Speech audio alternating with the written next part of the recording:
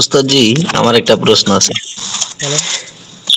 ওই যে না, আমরা তো পশু জবাই করি আল্লাহর নামে।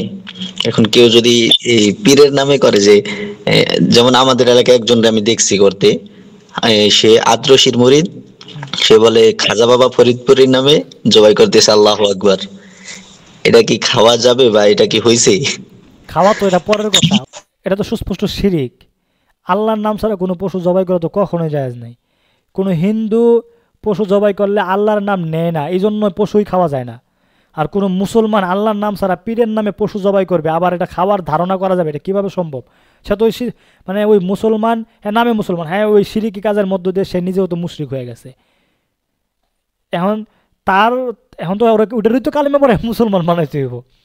এর জবাইকৃত পশু খাওয়া তো এটা অনেক পরের ব্যাপার। ওই পশু খাওয়া কখনো লাস্টে জায়েজ নাই। লাস্টে তো আল্লাহু আকবার বলছে। আল্লাহর সমকক্ষ কোনো পীররে বানায়া, মিউট করেন, আল্লাহর সমকক্ষ কোনো পীররে বানায়া সে আবার আল্লাহু আকবার, আল্লাহ সবচেয়ে বড় বলবে, তাহলে সে তো মুনাফিক, নেফাকি করছে। সে পীরের নামেও জবাই করছে, মানে পশুরে উৎসর্গ করছে পীরের নামে, আবার উৎসর্গ করছে আল্লাহর নামে।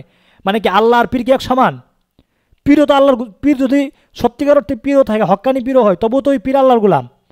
তাহলে আপনি মুরিদ যতই ভক্তি থাকুক, আপনি যদি পীররে আল্লাহর সমপর্যায়ে নিয়ে দাঁড় করান, আপনার ওই আল্লাহর নাম নেওয়া, এটাকে আল্লাহর নাম নেওয়া, এটা তো মুনাফিকি। ওই আল্লাহর নাম নেওয়া কোনো ধর্তব্য না, সে শিরিক করছে, এটা সুস্পষ্ট শিরিক। এলাকার কোন ইমাম সাহেবের বুঝাইতে পারে না, কয় আমার পীর জাহান্নামে গেলে আমিও যাইমু, এমনি জবা করুম।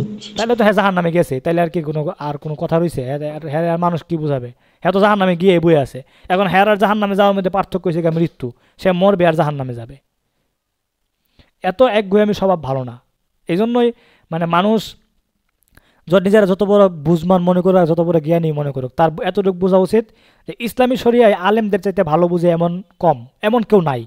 কারণ শরিয়ার আলেমরা তো শুধুমাত্র ইসলাম নিয়ে লেখাপড়া করছে, তাদের বোঝা উচিত যে শুধুমাত্র শরিয়ার বিধিবিধানটা আমরা আলেমদের উপর ছাড়ি, তারা যেভাবে বলবে আমরা সেভাবে মানার চেষ্টা করি। এতটুকু যদি মান্যতা না থাকে। আচ্ছা যাই হোক, আর কার কোনো প্রশ্ন আছে? আচ্ছা, ওই যে যদি কোনো মুসলমান এখানে জবাই করে কিন্তু সে আল্লাহর নাম নেয় নাই, জাস্ট এমনি জবাই দিছে, সেটা? এটা সহজ, মুসলমানের অন্তরে বিসমিল্লাহ আছে, এই বিধান সহজ।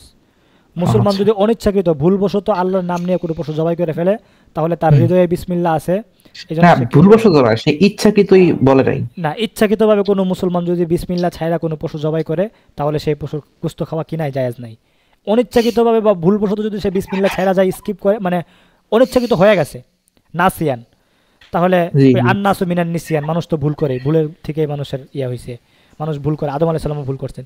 তো সেই জায়গা থেকে মানুষের প্রত্যেক মুমিনের অন্তরে কি আছে? বিসমিল্লাহ আছে। ফকিগণ এইভাবে সমাধান দিচ্ছেন, সেই পশুর গুস্ত খাওয়া জায়েজ আছে, সেই প্রাণীর গুস্ত খাওয়া কি আছে? জায়েজ আছে। কিন্তু সে যদি ইচ্ছাকৃতভাবে বিসমিল্লাহ তরক করে, তাহলে তার গুস্ত খাওয়া জায়েজ নাই। বুঝছেন? জি।